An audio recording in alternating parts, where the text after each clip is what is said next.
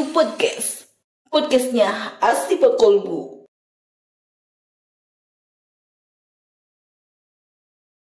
Assalamualaikum warahmatullahi wabarakatuh. Hamdan wa syukron lillah, salatan wa salamun ala rasulillah, amma ba'd. SQ Podcast, podcastnya Astiva Kolbu. Bersama dengan Grafindo Media Pratama, juga Bank Syariah Indonesia. Sahabat SQ yang berbahagia, pada kesempatan hari ini kita akan menyelami perjalanan hidup yang penuh hikmah, kisah yang tak hanya sejarah, namun juga memiliki nilai hidayah, yakni Sirah Nabawiyah. Dari kelahiran yang penuh berkah hingga perjuangan yang tak kenal lelah. Hidup Nabi Muhammad SAW adalah cahaya yang menerangi jalan umat, membimbing kita dengan keteladanan luhur, dengan setiap langkah yang penuh barokah. Bersama Ustazah Siti Salbiah. Assalamualaikum Ustazah. Waalaikumsalam. Bagaimana kabarnya Ustazah? Alhamdulillah sehat. Alhamdulillah sehat. Alhamdulillah sehat untuk saat ini, Mas, sehat gak tuh ke depannya? Semoga sehat terus. Amin, semoga sehat selalu. Bagaimana puasanya Ustazah? Alhamdulillah lancar. Alhamdulillah lancar. Saat lancar. Alhamdulillah lancar. Lancar ya. Baik, untuk hari ini bersama Ustazah Siti Salbiah kita akan coba membuka juga mengenal tentang apa itu Sirah Nabawiyah. Ya, oleh karena itu semoga setiap kata yang terucap dan setiap cerita yang terungkap dalam episode kali ini, mari kita buka pikiran, kita siapkan hati, mantapkan pemikiran. Insya Allah kita akan dengarkan Sirah Nabawiyah. Mangga, Ustazah Salbiah sebagai pengantar. Baik, terima kasih Ustaz. Saya mau nyapa dulu ya, sahabat ASQ. Bismillahirrahmanirrahim. Assalamualaikum warahmatullahi wabarakatuh. Waalaikumsalam warahmatullahi wabarakatuh. Alhamdulillahirabbil alamin. Alhamdulillahilladzi arsala rasulan rahmatan lil alamin. Assalatu wassalamu ala Rasulillah sayyidina Muhammadin wa ala alihi wa sahbihi ajma'in. Amma ba'du. Qala Allah Ta'ala fi Qur'anil Karim, a'udzu billahi minasyaitonir rajim. Bismillahirrahmanirrahim. Laqad ja'akum rasulun min anfusikum azizun 'alaihi ma 'anittum harisun 'alaikum bil mu'minina raufur rahim. Wa qad qala aidan fi ayatin ukhra. Bismillahirrahmanirrahim. Idza jaa nasrullahi wal fath wa ra'aitan nasa yadkhuluna fi dinillahi afwaja fasabbih bihamdi rabbika wastaghfir innahu kana tawwaba. Al-ayah. Sahabat Ashifa, alhamdulillah saya diberikan kembali kesempatan untuk menjadi pembicara. Lebih kepada sharing mungkin ya Ustadz, kita sharing cerita-cerita pada podcast. Semoga sharing yang kita lakukan ini bermanfaat. Nah, baik di sini mungkin kita tidak akan membahas tentang Sirah Nabawiyah begitu panjang kisah Nabi Muhammad SAW dari wafatnya, dari lahirnya beliau sampai wafatnya. Kita tidak bisa merangkum dalam satu episode. Nah, tapi kita di sini akan ngobrol-ngobrol ringan tentang kisah Nabi Muhammad ya, begitu Ustaz. Jadi untuk Sirah Nabawiyah itu sendiri, Ustazah Salbi, agar lebih fundamental, lebih mendasar untuk sahabat-sahabat SQ, apa sih itu Sirah Nabawiyah, Ustazah? Baik Ustaz, sahabat ASQ mungkin sudah tidak asing ya dengan kata Sirah Nabawiyah, bahkan di sekolah-sekolah dari SD, SMP, SMA, mungkin itu sudah mempelajari kita pelajarannya SKI, Sejarah Kebudayaan Islam. Nah itu kita sudah ditanamkan untuk mengenal siapa sosok Nabi kita. Nah di sini akan diceritakan bahwa Sirah Nabawiyah ini adalah kisah perjalanan perjuangan Nabi kita Nabi Muhammad SAW dari lahirnya sampai wafatnya. Bahkan ada beberapa ulama, beberapa cendekiawan, beberapa orang yang membuat buku atau menuliskan kisah Nabi Muhammad bukan dari lahirnya, jauh dari sebelum kelahiran Nabi Muhammad SAW. Jadi kita memang sudah ditanamkan. Jadi untuk mengenal Sirah Nabawiyah ini, untuk mengenalkan siapa Nabi kita ini, kisah Nabi Muhammad dari lahirnya sampai wafatnya, dari masa kecilnya, remajanya, kemudian sampai dewasanya, bahkan pernikahannya, kemudian sampai wafatnya, juga peristiwa-peristiwa yang terjadi dalam hidupnya, perjuangan beliau beliau dalam berdakwah membawa Islam. Semua dikemas dalam kisah atau sirah nabawiyah seperti itu, Ustaz. Luar biasa. Baik, untuk sahabat SQ, jadi pengertian dari sirah nabawiyah itu adalah perjalanan Nabi Muhammad, kisah Nabi Muhammad, perjuangan Nabi Muhammad dari lahir hingga wafatnya beliau. Baik. Karena mengingat kata Ustazah Salbi itu banyak sekali ya, luar biasa, Masya Allah, dari cerita Nabi Muhammad, perjuangan Nabi Muhammad SAW, kita mencoba untuk lebih spesifik ya. Kita akan coba lebih spesifik bahwasanya di tema dan juga momen yang berkah ini, di bulan suci Ramadan, berarti ada juga ya, banyak juga momen perjuangan Nabi, cerita Nabi, sirah nabawiyah yang di bulan Ramadan juga. Iya, yang terjadi tepatnya di bulan Ramadan. Betul, betul Ustaz. Karena banyaknya kisah Nabi Muhammad, bahkan versinya ada yang singkat, ada yang benar-benar mendetail, bahkan ada hanya peristiwa-peristiwa besar saja yang diceritakan. Bahkan kita sering mendengar kisah Nabi Muhammad dibacakan dalam maulid-maulid ya, seperti sekarang banyak sekali kita dengar, kita bacakan maksudnya, bahkan kita mendengar di majelis taklim. Dulu sih ada yang namanya maulid berjanji di Bai, sekarang Simtud Duror ya, bukan, kemudian masih banyak lagi dikemas di dalamnya, dan kita juga saking banyaknya nih, kita akan mengkerucutkan nih kisah apa saja sih yang terjadi kepada Nabi Muhammad atau peristiwa besar apa yang terjadi pada bulan Ramadan. Jadi bulan puasa ini tidak terhindar dari peristiwa besar, tidak hanya dilakukannya ibadah puasa atau sholat tarawih, tidak, tapi banyak dalam sirah nabawiyah yang terjadi pada bulan suci Ramadan. Apa itu? Ini kita bahas ya. Apa itu? Tidak semua mungkin, tapi sebagian kecil akan kita bahas di sini, seperti itu. Di momen yang tepat ya. Pertama, apa sih yang terjadi pada bulan suci Ramadan? Mungkin tidak berurut, tapi salah satunya yang kita ketahui itu nuzulul Quran, turunnya Al-Quran. Tepatnya itu pada saat Nabi Muhammad mendapatkan wahyu pertama. Itu mungkin akan dibahas di tema yang lain ya, lebih rincinya. Tapi saat itu juga Rasulullah mendapatkan wahyu yang pertama pada bulan suci Ramadan. Tepatnya kan saat 17 Ramadan. Makanya sekarang kita peringati dengan yang namanya nuzulul Quran pada saat Ramadan. Kemudian yang terjadi juga pada nuzul Quran itu Nabi Muhammad mendapatkan ayat pertama. Ayat pertamanya berupa ayat surah Al-Alaq ayat 1 sampai dengan 5 yang berbunyi A'udzubillahi minasyaitonirrajim. Bismillahirrahmanirrahim. Iqra bismi rabbikal ladzi khalaq, khalaqal insana min 'alaq. Iqra wa rabbukal akram alladzi 'allama bil qalam. 'Allamal insana ma lam ya'lam. Jadi 5 ayat pertama yang Allah turunkan kepada Nabi Muhammad melalui malaikat Jibril, yaitu pada tanggal 17 Ramadan. Dan pada saat itu dan sekarang masih diperingati yang disebut dengan nuzulul Quran, bahkan malam nuzulul Quran. Betul, tapi bukan cuma itu. Jadi itu salah satunya. Setelah itu ada apa lagi? Ya, ada yang namanya perang Badar. Oh, dia perang Badar itu di bulan Ramadan. Bulan Ramadan. Berarti para pasukan muslimin berarti pada puasa nih. Wah, di tengah-tengah puasa perang. Tengah puasa perang. Tapi di sini ada riwayat yang mengatakan bahwa Rasulullah memerintahkan kepada pasukannya untuk berbuka. Diperbolehkan ya, termasuk rusuh ya. Jadi perang Badar ini adalah termasuk peristiwa besar.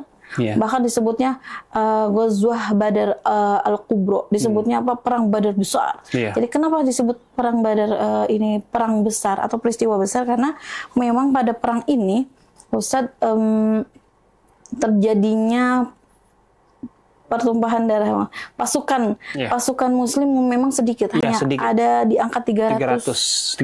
Ya, ternyata pasukan Quraisy, kafir Quraisy itu sampai hampir 1000. Jadi bukan 2 kali lipat, bahkan bisa 3-4 kali lipat dari banyaknya orang muslim. Tapi di situ tidak menggetarkan umat muslim, tidak menggetarkan semangat Nabi Muhammad untuk melakukan perang ini. Seperti itu. Dan bagaimana hasilnya? Apakah kaum muslimin menang, Ustaz? Iya, menang. Alhamdulillah, dengan pertolongan malaikat, pertolongan Allah, kaum muslimin yang begitu sedikitnya dari jumlah, alhamdulillah bisa memenangi perang Badar ini. Dan ini adalah perang pertama pasca Rasulullah hijrah ke Madinah. Berarti membawa pasukan kaum Muhajirin dan Ansor yang begitu sedikit, masih sedikit berarti nih. Masih sedikit. Nah, Islam itu belum berkembang sebesar Masya Allah seperti perang nanti selanjutnya. Jadi perang ini adalah perang pertama setelah Nabi Muhammad SAW hijrah ke Madinah. Betul seperti sekali. itu. Baik. Berarti selanjutnya nih saya Salbiah, selain ada nuzul Quran, juga kejadian di perang Badar, perjuangan Rasulullah dan umat muslim di perang Badar, juga ada apa lagi nih saya Salbiah? Ada peristiwa yang ini menyedihkan tapi di sini, yaitu wafatnya seorang yang Rasul cintai, kekasih Rasulullah, yaitu tidak lain tidak bukan adalah istri beliau, yaitu Siti Khadijah. Siti Khadijah wafat tepat sama di bulan suci Ramadan. Ya, tepatnya di saat Rasulullah berumur 50 tahun. Berarti Rasulullah di umur 50 tahun ini sebelum berhijrah ke Madinah, Nabi Muhammad sudah ditinggalkan oleh Siti Khadijah. Betapa sedihnya mungkin ya. Dan subhanallah begitu indahnya diwafatkan di bulan suci Ramadan juga. Karena Siti Khadijah benar-benar mendukung dakwah Rasulullah, betul. Salbiah ya. Iya betul, orang aman yang beriman kepada Allah yang pertama dari wanita adalah Siti Khadijah, istri Nabi Muhammad SAW. Bahkan di satu riwayat, kalau tidak salah saya sempat baca Salbi, bahwasanya ketika Siti Khadijah pernah berkata, jikalau Nabi Muhammad suamiku ingin berdakwah di suatu kampung, lalu di jalan tersebut dia menemui parit yang besar, maka aku rela jadikan badanku sebagai jembatan demi menegakkan kalimat saya Allah. merinding, Ustaz. Itu kata beliau, kata begitu Siti Khadijah. Mendukungnya dakwah Rasulullah, begitu juga saya sebagai istri harus seperti itu ya. Saya juga sebagai, saya mah belum ya. Nanti akan ada yang mendukung. Amin, saya juga berarti harus mendukung dakwahnya suami saya di masyarakat ya. Memang harus mencontoh betapa solehahnya sehingga Siti Khadijah wafat di bulan Ramadan juga, di bulan penuh berkah. Betul, tepatnya di usia Nabi Muhammad 50 tahun, berarti sebelum hijrah. Kemudian ada juga kisah sedih juga di bulan Ramadan, yaitu wafatnya bukan cuma istri Nabi Muhammad, tapi anak Nabi Muhammad, yaitu Fatimah Az-Zahra. Anak Nabi Muhammad ini, Fatimah Az-Zahra ini wafat, tapi ketika Nabi Muhammad sudah tiada. Tapi tepat di bulan Ramadan juga. Jadi tepat di tahun ke-11 Hijrahnya Nabi, setelah 6 bulan wafatnya Nabi Muhammad, disusul dengan anaknya yaitu Fatimah Az-Zahra. Fatimah Az-Zahra ini wafat di bulan Ramadan juga. Jadi ada kisah sedihnya juga. Kalau tadi perang itu sedih atau senang ya, Ustadz, disebutnya? Perjuangan dengan tetesan darah sih sebenarnya. Itu menegakkan kalimat Allah. Iya, itu sebenarnya perjuangan ya, perjuangan. Sedihnya mungkin kalau adanya banyaknya tentara-tentara Islam yang gugur. Tapi bahagianya mungkin sebuah kemenangan yang didapat seperti tadi perang Badar. Nah, di sini di Ramadan ini bukan hanya kisah sedih, tapi bahagianya juga ada, yaitu dimenangkannya perang Badar. Tapi tidak hanya itu, tidak hanya sedihnya saja, nanti ada juga peristiwa yang cukup membahagiakan. Nah, salah satunya yaitu yang ini terakhir ini ada yang namanya perang, atau bukan perang, ini disebut perjanjian, ini pembebasan yang disebut dengan Fathul Makkah. Tapi memang sebelumnya memang adanya perang Fathul Makkah, tapi itu tidak sampai terjadi, tapi akhirnya terjadinya Fathul Makkahnya, seperti itu. Nah, kita mungkin akan fokus juga ke tentang Fathul Makkah ini, karena ini terjadi juga di bulan suci Ramadan, Ustaz, di mana orang-orang sedang berpuasa. Nabi Muhammad bersama kaum muslimin lainnya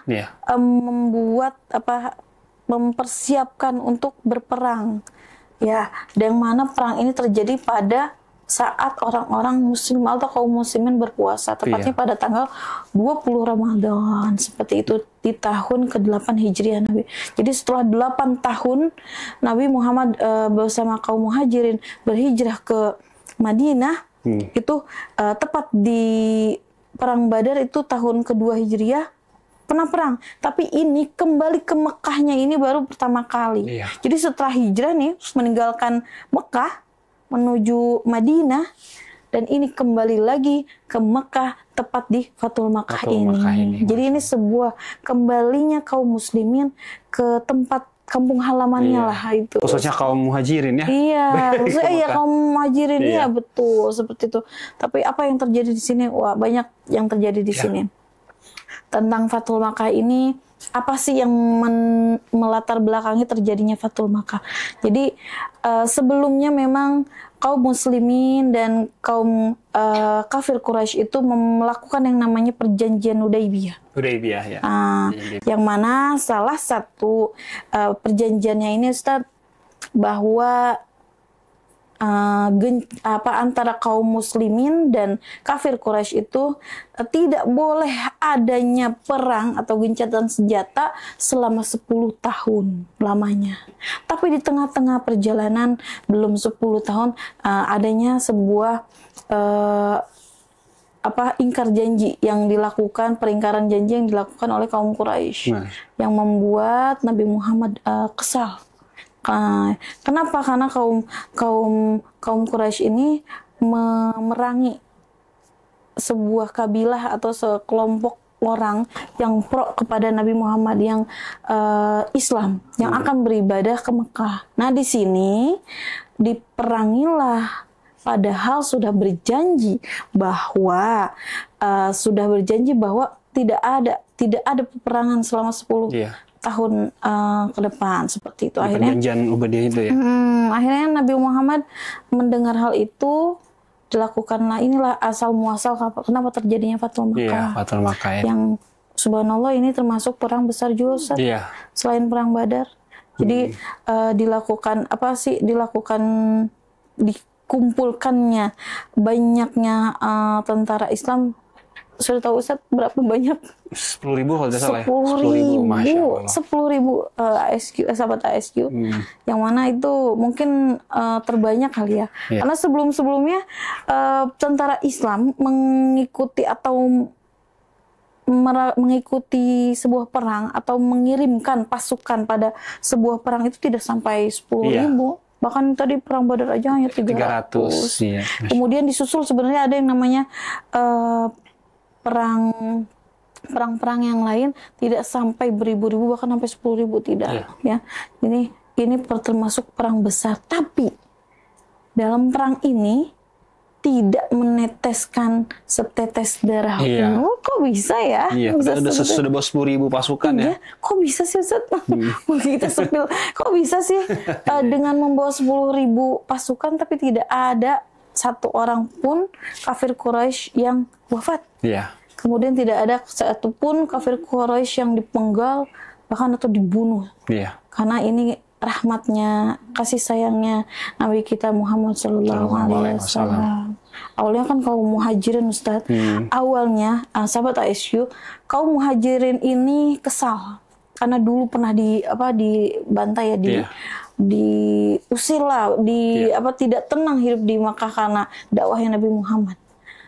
Kesal karena ini yang ditunggu-tunggu, ingin membalaskan dendam kepada kafir Quraisy yang ada di Mekah, kaum muhajirin ini. Seperti contohnya seorang sahabat Nabi, yaitu Sa'ad bin Ubadah. Sa'ad ini membawa sebuah bendera untuk mengumandangkan perang. Kata beliau, al-yaum yaumul malhamah, katanya. Hari ini adalah hari pembalasan. Kan dia menggebu-gebu ingin membalaskan dendam ya. Selama 8 tahun kami berhijrah ke Madinah, lalu ingin membalaskan dendam ke Mekah gitu.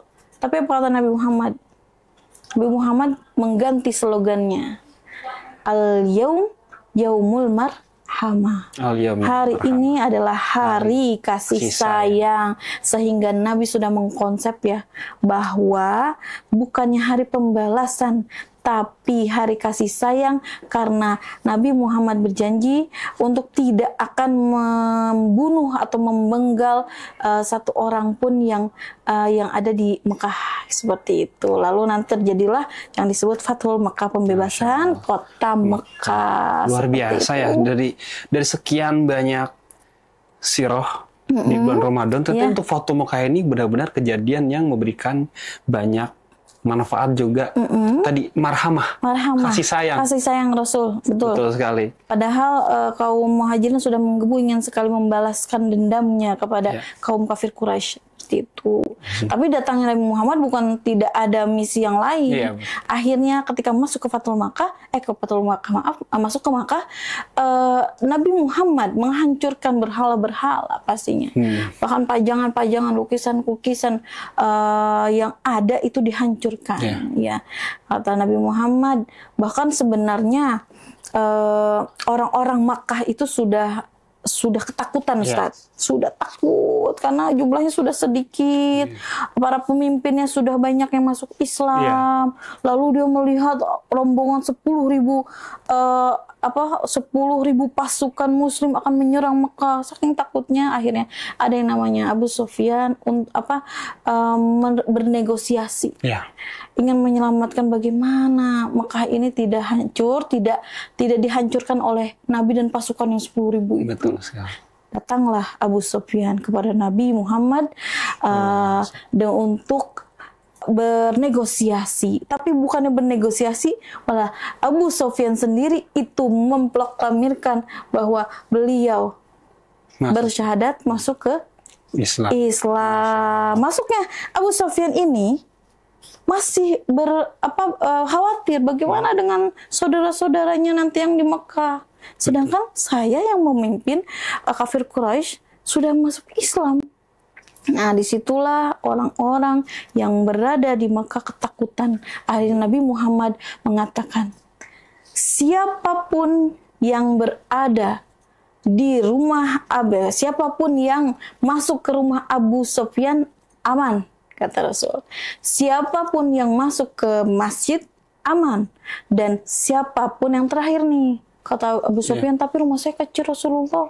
Bagaimana orang Makkah yang segitu banyaknya bisa masuk ke rumah saya, katanya.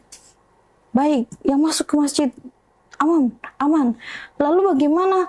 Itu hanya sedikit yang masuk ke masjid itu, tidak mungkin semuanya. Berarti yang lainnya yang di luar terbunuh dong.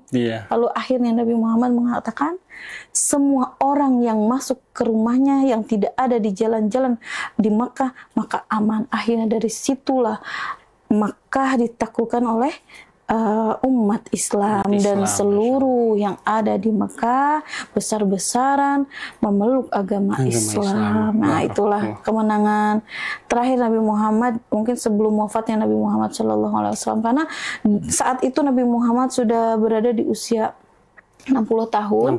Karena kira-kira 2 tahun bahkan 3 tahun lagi Nabi Muhammad setelah itu wafat, seperti itu. Jadi itu termasuk kisah peristiwa besar yang terjadi pada bulan Ramadan. Masya Allah, barakallah wa'alam. Ternyata luar biasa ya, sahabat HQ, dari Fathul Makkah ini yang mana di bulan Ramadan juga ya, memberikan banyak sekali keberkahan dan juga buah yang sudah kita dapat dari Siti Salbiah. Jadi bulan Ramadan ini bukan karena berpuasa lalu kita leha-leha lelah, aduh istirahat tidur. Bahkan habis saja di bulan Ramadan berperang. Umat Muslim itu berperang di bulan Ramadan. Jadi bukan cuma Fathul Makkah saja, di perang Badar pun itu bulan Ramadan. Berbicara tentang perang berarti Ustazah Salbi, ternyata di bulan Ramadan ini kita juga berperang terhadap hawa nafsu. Berperang biar lapar makan ya. Betul, hawa nafsu, betul. Agar kita mencapai kemenangan. Betul. Kalau dulu perangnya Rasulullah itu dengan memakai baju perangnya, dengan membawa pedangnya, bawa kudanya. Kalau sekarang kita hanya berdiam diri mungkin di rumah, aktivitas biasa, hanya menahan amarah, menahan hawa nafsu, seperti itu. Itu perangnya kita ya. Iya, perangnya kita tuh. Susah. Lebih besar ini. Ini lebih besar justru. Kayaknya lebih sulit daripada perangnya perang Badar ya. Lebih menahannya luar biasa. Dan ada sedikit cerita tentang Fathul Makkah ini. Jadi perang-perang yang lain itu dilakukan di pertengahan perjalanan. Jadi antara Madinah, Makkah, perang terjadi di tengah-tengah. Iya. Perang Uhud itu juga terjadi tidak di Mekahnya. Jadi Madinah, Makkah di tengah-tengah. Iya, tengah-tengah. Tapi di Mekah ini, Fathul Makkah ini, Rasulullah SAW menggerakkan kaum muslimin untuk langsung menyerang Mekahnya. Ternyata di situ memang ada penyerangan yang memang ingin menaklukkan kota Makkah itu. Jadi ternyata memang diniatkan juga bahwa insya Allah tidak akan terjadi yang namanya pertumpahan darah. Yeah. Bahkan Sa'ad bin Ubadah ini dia sampai diganti sama anaknya. Kata Nabi Muhammad, Sa'ad ini kan begini. Hadal yaumul malhamah, hari ini adalah hari pembalasan. Rasulullah kaget. Rasulullah tidak suka dengan kata-kata itu, seperti ingin memprovokasi. Akhirnya Rasulullah ganti Sa'ad dengan anaknya itu Qais bin Sa'ad untuk menggantikan membawakan bendera perang itu. Dan akhirnya Rasulullah mengganti slogannya menjadi yang itu tadi. Hadzal yaumul marhamah. Hari ini adalah hari kasih sayang. Akhirnya Nabi Muhammad menutup perang ini dengan kasih sayang beliau tanpa adanya pertumpahan darah seperti itu. Ini ada di dalam Simtud Duror. Ya. Ada kata-kata seperti ini. Ada kata-kata bahwa Allah dengan hidayahnya melalui Nabi Muhammad menjadikan kaum muslimin yang ada di Mekah berbondong-bondong secara besar-besaran mendapatkan hidayah dan masuk ke agama atau ke agama Islam seperti itu. Jadi ini adalah penutup juga kali ya, penutup perjuangan Nabi juga. Betul. Secara besar-besaran. Akhirnya di sini Islam sangat kuat, sangat kuat dan sudah sangat besar. Akhirnya dua wilayah Mekah Madinah yang disebut kota Haramain ini betul-betul dikuasai umat Nabi Muhammad seperti itu. Masya Allah, barakallahu alam. Luar biasa dari peristiwa Fathul Makkah ini, terkhusus di bulan suci Ramadan ini. Ada pertanyaan juga nih, Ustazah Salbiah, terkhusus untuk sahabat-sahabat SQ, baik itu putra-putri kita maupun ayah bunda sekalian. Apa sih hikmah dari kita mempelajari sirah nabawiyah itu sendiri? Bagaimana Ustazah Salbiah? Melihat dari apa itu sirah nabawiyah, pastinya kita akan mendapatkan fungsi dari kita mengetahui sirah nabawiyah, pastinya kita mengetahui siapa itu sosok Nabi Muhammad SAW. Ya, bukan dari sosoknya saja, bisa jadi teladan siapa beliau ini dari lahirnya, perjuangannya sampai wafatnya. Itu kita mengetahui gambaran besar, bahkan sampai kecilnya, bahkan secara detailnya tentang Nabi Muhammad seperti itu. Yang kedua, kita bisa mengetahui teladan yang baik dari Nabi Muhammad, karena kan Allah telah mengutus Nabi Muhammad itu untuk utami makarimul akhlak, sebagai uswatun hasanah juga, sebagai teladan kita menjalani kehidupan kita sehari-hari. Selain itu banyak sekali sebenarnya fungsinya, sebagai kita juga guru. Betul sekali. Kira sebagai guru seorang pendakwah, kita juga bisa mencontoh Nabi Muhammad, mencontoh sikap Nabi Muhammad, yaitu sidik, tabligh, amanah itu semua juga akan menjadi fungsi kita untuk meneladani beliau dan mempraktekannya dalam kehidupan sehari-hari. Mungkin itu fungsi dan hikmahnya. Betul sekali. Seperti itu, Ustaz. Masya Allah, barakallah. Alhamdulillah kita sudah sampai di penghujung dari episode hari ini. Ustazah Salbiah, dengan ini kita tutup kisah indah ini penuh makna. Semoga dalam hati cahaya dari sirah nabawiyah ini tetap menyala. Apa yang kita dengar, apa yang kita renungkan menjadi cahaya dalam hidup, juga petunjuk yang terang. Akhir kata, silakan Ustazah Salbiah untuk penutup di sirah nabawiyah episode ini. Ada kata-kata yang mungkin mencerminkan dari perjuangan Nabi Muhammad yang tadi kita bahas itu kata-kata dari Abu Bakar As-Siddiq. Jadilah sebuah pohon yang tumbuh dan berbuah banyak. Walau dia dilempar dengan batu, dia melemparnya dengan buah yang segar. Jadi itu memang Masya Allah Luar biasa. ketika Nabi Muhammad dilempar dengan batu, tapi beliau justru melemparnya dengan doa yang indah kepada Allah untuk memberikan hidayah kepada umat-umat Nabi Muhammad nanti, maksudnya kepada kafir Quraisy yang insya Allah akan diberi hidayah, dan terjawablah di Fathul Makkah ini. Orang-orang Makkah yang dulu mencaci Nabi Muhammad, yang dulu menghujat Nabi Muhammad, bahkan akan membunuh Nabi Muhammad, justru jatuh cinta dan akhirnya memeluk Islam yang berkat perjuangan Nabi Muhammad Sallallahu Alaihi Wasallam. Salam barakallah, wallahu alam. Luar biasa Ustazah Salbiah di episode hari ini. Benar-benar sangat memantik banyak, mengulas banyak tentang sirah nabawiyah maupun dari beberapa poin-poin filosofi kehidupan juga. Masya Allah. Terima kasih yang telah mendengarkan cerita yang penuh berkah ini, terkhusus di episode sirah nabawiyah ini. Hatur nuhun. Sama-sama Syukran kasiran Ustazah Salbiah. Mohon maaf lahir dan batin. Sahabat asyik. Terima kasih sahabat ESQ. Saya Muhammad Cesar Arfain pamit undur diri serta kru yang bertugas. Terima kasih Ustazah Salbiah. Terima kasih sahabat ESQ. Terima kasih Grafindo Media Pratama, juga Bank Syariah Indonesia. Akhirul kalam, wassalamualaikum warahmatullahi wabarakatuh.